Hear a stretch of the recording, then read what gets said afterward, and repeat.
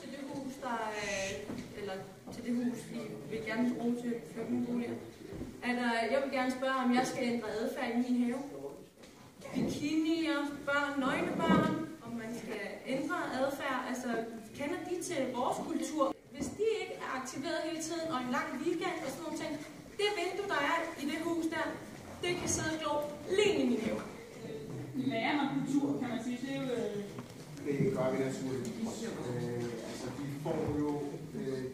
De møder jo en masse mennesker. Altså, det starter jo allerede, som sagt, fra at de sociale viceværter møder dem. Når man starter på sprogskolen, så er en del af den undervisning, og det er sådan set uagtet, hvilket niveau man er på, så er der indlejret i undervisningen, at man bliver undervist i danske samfundsforhold, herunder også kultur og andet af det, som du blandt andet nævner med.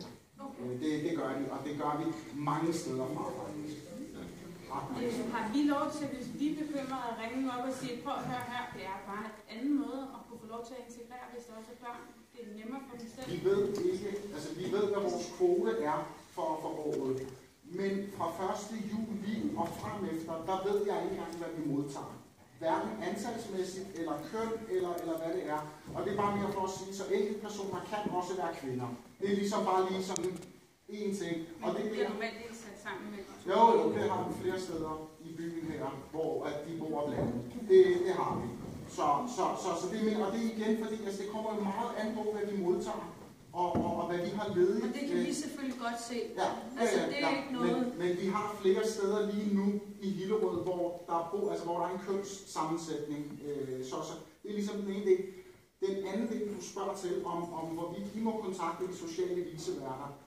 Til hver en tid, skulle jeg til at sige. Altså, I er jo naturligvis meget, meget, meget velkomne til at kontakte mine medarbejdere, hvis der skulle være noget, eller mig for den sags skyld, hvis der skulle være noget i forhold til, hvad enten det lige er bekymringer, eller noget, I vil fortælle, noget, I vil spørge om, eller hvad det nu skulle være.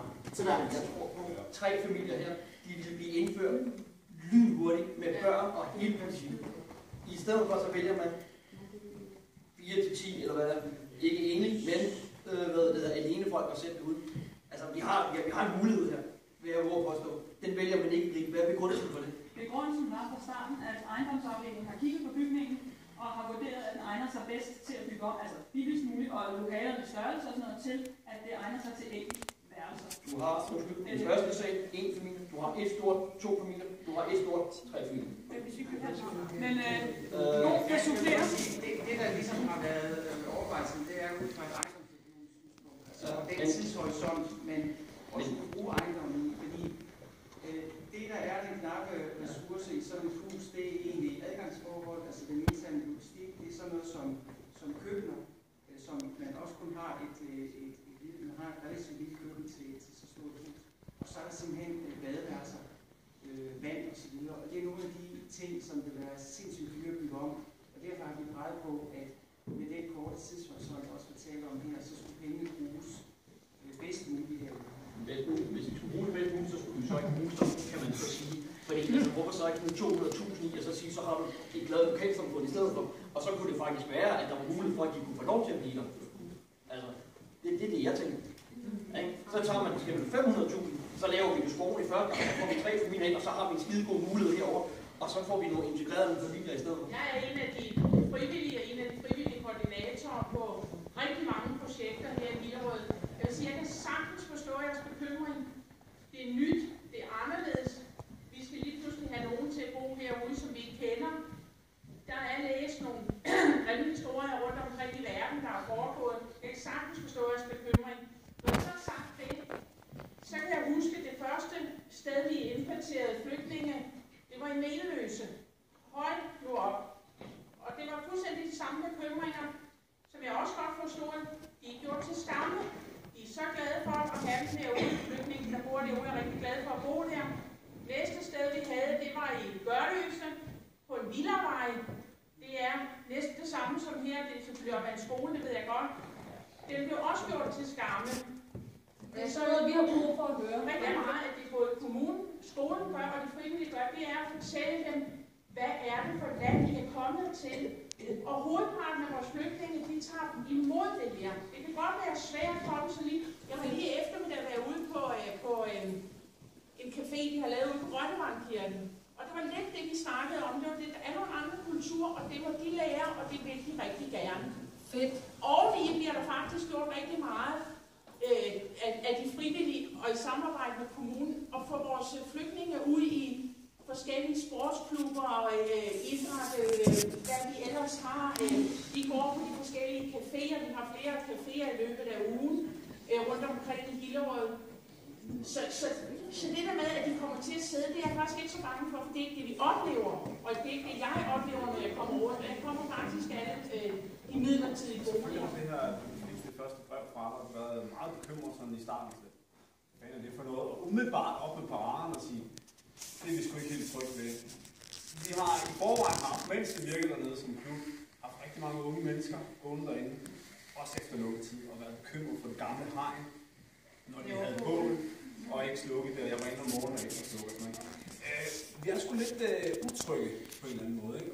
Og selvfølgelig er vi da også villige til at prøve at se positivt på det og sige, vi ved jo ikke, hvad for nogle personer der kommer. Det kan være, at de er skide søde, og vi skal da byde dem velkommen med en cola. Det er ikke det. Men også det her med børnetallet herude. Jeg er sgu bange for, at det også kan skræmme nogen fra at komme hertil.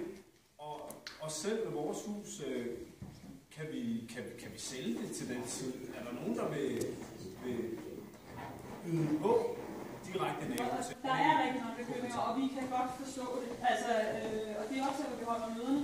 Og jeg tror faktisk ikke, at det er sagt i min indledning, men det næste, der sker, det er, at der kommer, fordi det er den her ændring i dispensation fra planloven, så bliver der sendt sådan et informationsbrev ud til naboerne, og der er sådan en 14-dages periode, hvor man også skal sende svar ind til kommunen. Vi hører jo også det, I siger i dag, så det er jo ikke fordi, alt behøver vi sådan noget, for det er derfor, vi er her. Vi lytter, og det er det, vi bruger, når vi træffer en endelig beslutning. Altså det, som jeg så tænker, jeg kan anbefale jer, det er jo også, når I er de nærmeste naboer, altså tag en snak med enten nogle af Vejsfolk, eller nogle af de frivillige, for sådan at høre, fordi det kan jo være meget rart at høre om, hvad har folk oplevet nogle andre steder, og hvad gør vi, og hvordan kan vi betrygge jer mere. Jeg har et enkelt eksempel fra en af de andre små byer, hvor der også var et hus til salg, som også der var en bekymring for, om de nu ikke kunne få solgt det og sådan noget. Og det blev altså sådan, men vi har hørt bekymringerne før, og det er derfor, vi er her nu, og det er også derfor, vi tror. Jeg tror bare, at hvis du virkelig skal have os med på det, hvis det ikke bare skal være et projekt, som Hillerød Kommune kaster ned i Sønderborg, så tror jeg, du skal sige til os, at det hus derinde, det skal ikke kun huse enlige mænd. Vi må lave en konstruktion, hvor der kan være familier og enlige mænd. Og egentlig er det jo ligegyldigt, om der er et køkken til 12 eller 10 enlige mænd, eller det er en familie og nogle enlige mænd. Det er jo stadigvæk det samme antal. Jeg har også boet kollektivt, da jeg var ung.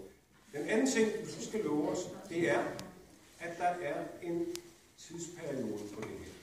Det er mærkeligt at høre det der med, at der egentlig først står i jeres beslutning, at det drejer sig om 1 år. Og så lige pludselig her får vi vide, at det kan godt være, at det bliver 5 år. Og når vi så er der, hvor lang tid er det så, siger du? Hvis du er 100% med, så giver os et eller andet. Sådan er det. Det garanterer vi. Og så vil jeg så bare sige til dig, at det kan godt være, at hvis der kommer enlige mænd, og så bliver de familiesammenført og sådan. Men så kommer de jo ikke til at bo ind i en midlertidig bolig. Og det er jo det, vi skal huske. Det er en midlertidig bolig. Og derfor så skal du give nogle ting, som betrygger os herude. Hvis du kan det og vil det, så er vi også med dig. Jeg kan ikke give nogen garantier nu, fordi det er udvalget, der skal træffe beslutningen. Men så bare give de personlige garantier. Det kan jeg ikke. Fordi der er en orienteringsperiode lige om lidt, det er dumt af mig at beslutte noget, inden vi har sat overhovedet en løb, der er i gang. Fordi så er vi nogen, der skal ikke noget af en søvnmøde. Men jeg siger, at vi er her for at lytte. Vi hører alle jeres argumenter. Det er ikke første gang heller. Vi hører argumenterne. Og vi har mange ting, vi skal veje op imod hinanden. Og hvad Naser Khader siger, eller andre i Folketinget siger, det er sådan set sagen udkommende, fordi vi har nok det, vi skal løse her. Så kan jeg være enig eller uenig med Naser. Og det er jeg sikkert også enig med. Men det er derfor, vi har et integrationsteam og alle de andre, som laver det her kulturarbejde. Men vil du så love, at din forvaltning kigger på, om boligen kan anvendes til en kombineret bolig, så der både kan opholde sig familie og enlige derinde? Side om side, og dermed nemmere kunne integreres herude og gøre opgaven for os nemmere. Selvfølgelig skal vi kigge på det igen. Det vil være en helt naturligt, så jeg kan godt regne ud, hvad der kommer i høringssvarene, og jeg kan også godt høre, hvad vi har hørt i dag. Så det vil være helt naturligt. Og igen, så skal vi så kigge på, hvordan er økonomien, og hvordan løser vi bedst muligt den her opgave. Og den skal løses, og jeg nævner igen alternativet, der hedder hotel til 800.000. Jeg kunne godt efterspørge noget medborgerinddragelse, fordi jeg synes, jeg står jo lidt her uden at være inviteret. Faktisk er der kun inviteret 2 naboer, og alligevel er det så mange. Så jeg kunne godt tænke mig i inddraget også mere, og det er egentlig det, min mistillid går på, at hvorfor er det, man kommer uinviteret her. Og der tænkte jeg forlængelse, at det kunne sige, at man kunne måske tænke ud af boksen og inddrage os med, jamen kan vi hjælpe med at sætte det i stand? Vi har lige haft 5 mænd gående op i fodboldklubben og sat det i stand. Altså vi er ressourcestærke, og måske kunne vi tænke ud af boksen, kan vi gøre noget, kan vi sætte det i stand? Så på den måde er det rigtig interessant, og vi har så absolut ikke haft til hensigt at holde nogen ude. Vi har sendt de her breve, der har sendt en informeret lokalråd, der det hedder de foreløbige dato. Det tager vi også med os tilbage. Det kan godt være, at vi skal gå bredere ud, men det er altid lidt svært. Jeg har ikke hørt noget her før med, at der er nogen, der gerne vil købe huset. Jeg bliver bare lidt forvirret over, at I taler om en 5-årsplan, og så er der nogen, der måske kunne købe dem et års tid. Altså, hvordan hænger det sammen? Jamen, det hænger sammen, at lovgivning, dispensationen og lovgivning, den var 5 år. Og det er det, vi sådan set har opereret ud fra. Da vi så besluttede at gå videre med guldminen, så fik vi en passus ind om, at hvis der var nogen, der ville købe den, altså når det ligesom var klar til det, så skulle flygtninge flytte ud. Og det giver jo en lidt kortere tidshorisont, hvilket også giver en mindre økonomi at bygge om for.